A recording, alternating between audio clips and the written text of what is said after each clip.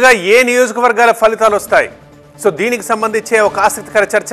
ఆంధ్రప్రదేశ్లో కొవ్వూరు, నరసాపురంలో తొలి ఫలితం రావచ్చు.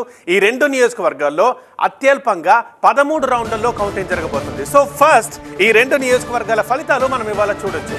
ఇక గరిష్టంగా భీమిలిలో 26, అమలాపురంలో 27 రౌండ్లు జరగబోతున్నాయి. సో ఇక్కడ చివరిగా ఆలస్యం కావచ్చు ఫలితాలు వెలువడేసరికి. చివరిలో అమలాపురం స్థానం ఫలితం వెలువడే అవకాశం ఉందని చెప్తున్నారు.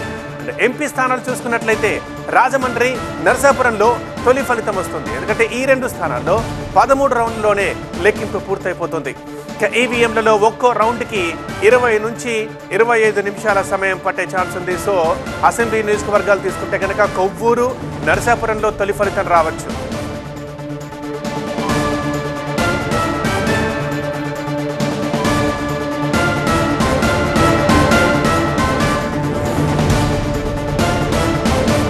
ఇక 8 గంటలకు పోస్టల్ బ్యాలెట్, 8:30 నుంచి ఈవీఎంల లెక్కింపు మొదలు పెడతారు. అయితే అతి తొందరగా మనం చూడబోయే ఫలితాలు ఏవి ఆంధ్రప్రదేశ్లో అనంటే గనక ఆంధ్రప్రదేశ్లో కొవ్వూరు, నరసాపురం ఈ రెండు అసెంబ్లీ నియోజకవర్గాల ఫలితాలు మనం తొందరగా చూడొచ్చు. ఎందుకంటే ఈ రెండు నియోజకవర్గాల్లో 13 రౌండ్లలోనే అత్యల్పంగా కౌంటింగ్ అయిపోతుంది. సో 13 రౌండ్లు తక్కువ కాబట్టి ఈ రెండు నియోజకవర్గాల ఫలితాలు తొందరగా వచ్చే ఛాన్సులు ఎక్కువ.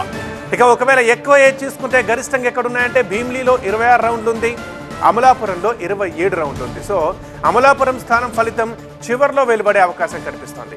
ఇది ఎమ్మెల్యే అసెంబ్లీ నియోజకవర్గాల సంగతి. ఇక ఎంపీ స్థానాలు చూసుకుంటే కనుక రాజమండ్రి, నరసాపురంలో తొలి ఫలితం రావచ్చు. ఎందుకంటే రాజమండ్రి అయినా సరే, నరసాపురం అయినా సరే ఈ రెండు స్థానాల్లో 13 రౌండ్లలోనే లెక్కింపు పూర్తవుతుంది. ఇక ఈవీఎంలలో ఒక్కో రౌండ్కి 20 నుంచి 25 నిమిషాల సమయం పట్టే అవకాశం ఉంది.